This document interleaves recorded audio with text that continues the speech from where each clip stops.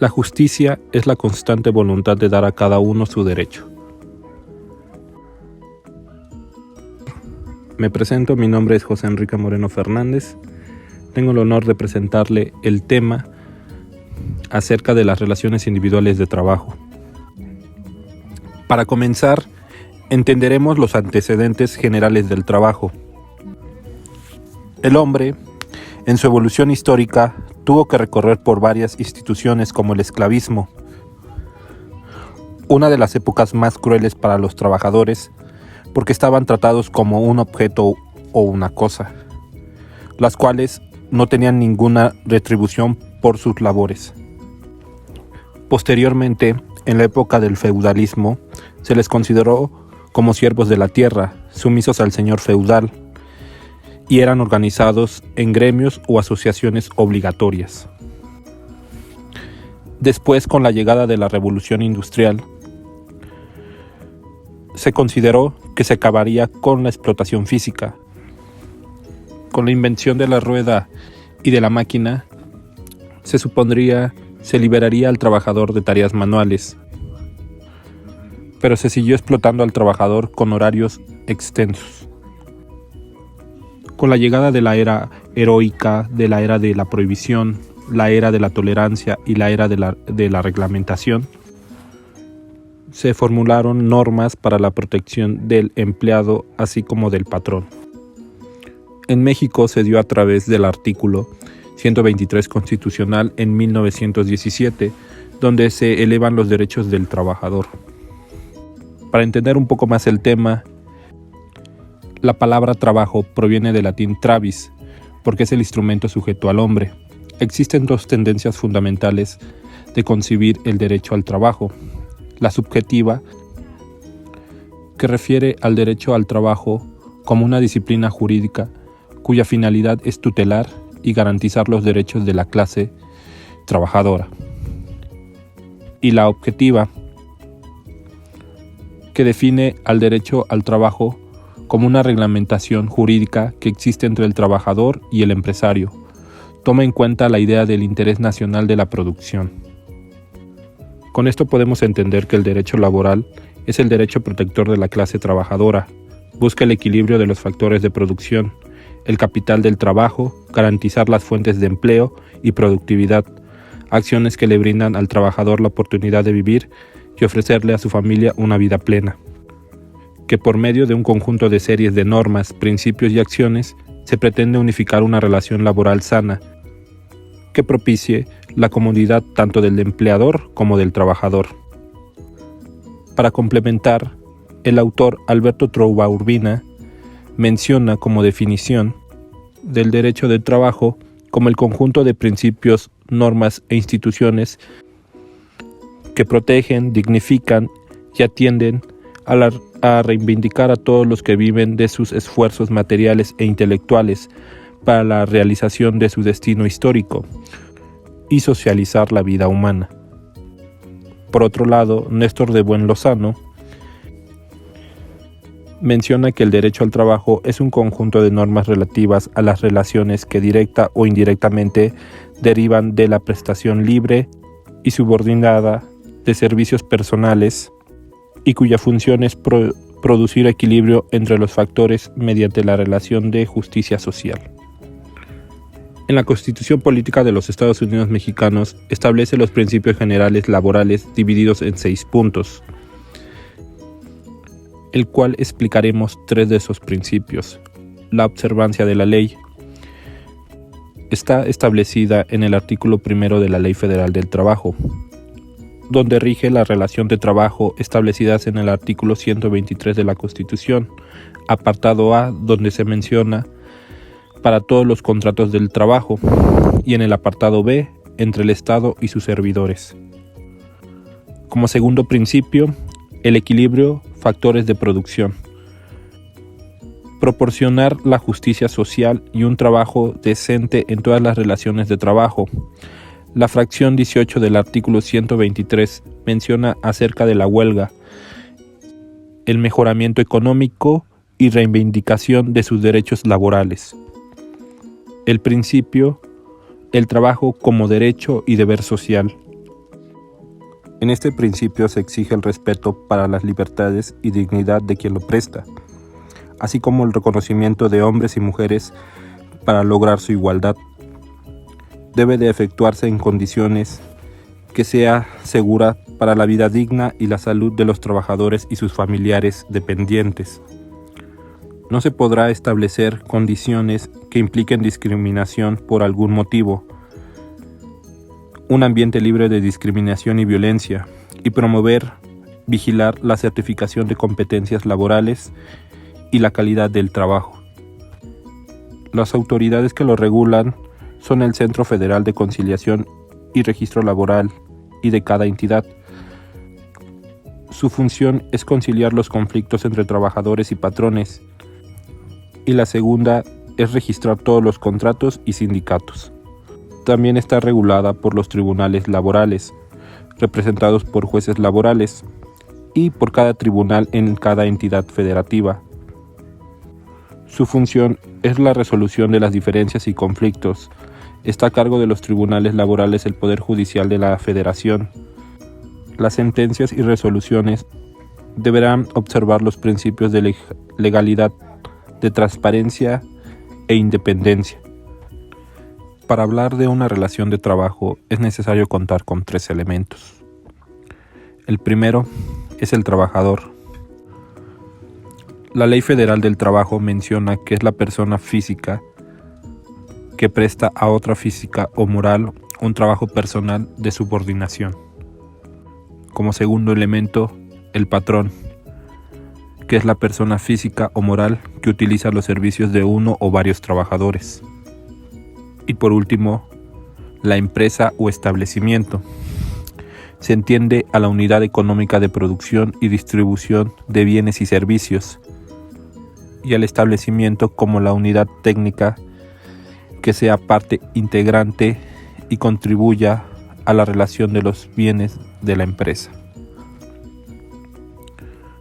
Como fuentes formales del derecho del trabajo, contamos con la Constitución Política, que se consagran los derechos mínimos para la clase trabajadora en el artículo 123, y la Ley Federal del Trabajo, donde se encuentran codificados el derecho del trabajo, así como los principios, tratados, jurisprudencias, costumbres y equidad.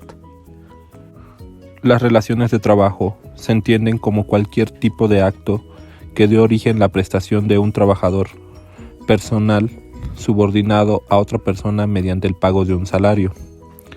Como elementos tenemos la prestación del trabajo personal, la subordinación y un salario. Si es que contamos con estos 3 elementos, se presume la existencia del contrato. Se han suscitado controversias a fin de determinar la naturaleza jurídica. Algunos sostienen la teoría contractualista. Se origina en la tradición civilista, pues los códigos civiles reglamentaban el contrato del trabajador, donde imperaba los principios de igualdad entre ambas partes y de autonomía de voluntad. Y la teoría relacionista, uno de los principios es que no se puede juzgar igual a los desiguales.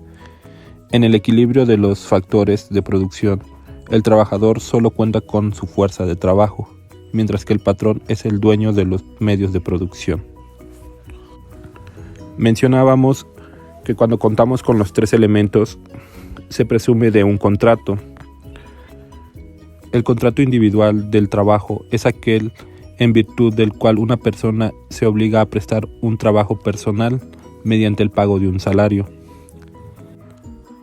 La falta de este contrato es imputable para el patrón por incumplimiento. Debe hacerse constar por escrito cuando no exista contratos colectivos. Y se harán 2 ejemplares, uno en poder de cada clase, y debe contener lo siguiente: nombre, nacionalidad, edad, sexo, estado civil, clave única del registro y registro federal de contribuyentes, domicilio del trabajador y del patrón. La duración, si la relación del trabajo es para obra, tiempo determinado, temporal, de capacitación o por tiempo indeterminado, o si está sujeto a un periodo de prueba. Se debe determinar con gran precisión el servicio que se deberá prestar, así como el lugar o lugares donde se prestará el trabajo, la duración de la jornada, forma y monto del salario, la indicación de que el trabajador será capacitado y adiestrado, los derechos del trabajador, así como días de descanso, vacaciones, prima vacacional y aguinaldo. También tiene que estar estipulado los derechos que tienen los beneficiarios en caso de fallecimiento del trabajador. Los beneficiarios directos son la viuda o el viudo del trabajador. A falta de estos, los hijos menores de 18 años o mayores con incapacidad del 50% o más, e hijos de hasta 25 años de edad que sean estudiantes, personas con las que el trabajador vivió como cónyuge durante 5 años que procedieron a su muerte, o por último, personas que dependían del trabajador. A falta de alguno de los beneficiarios, los recursos del trabajador serán para el Instituto Mexicano del Seguro Social.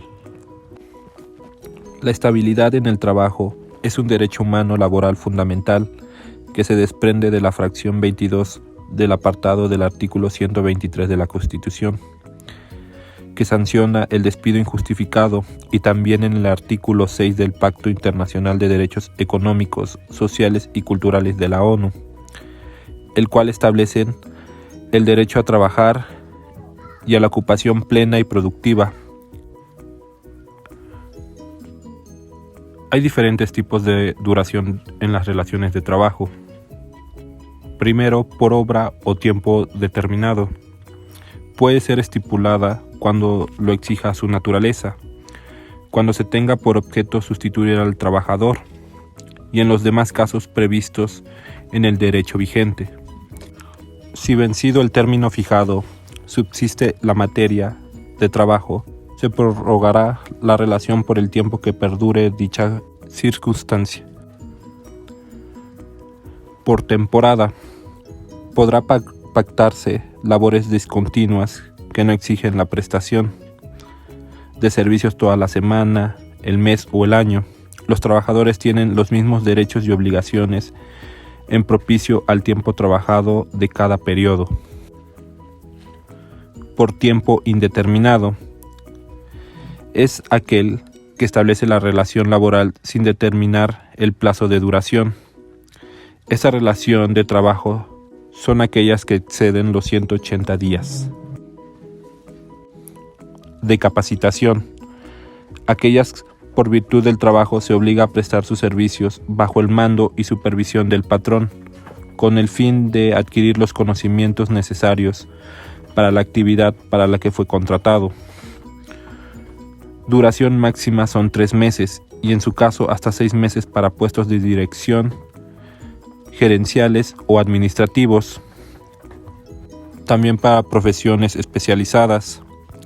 Gozarán de salario y prestaciones del puesto desempeñado.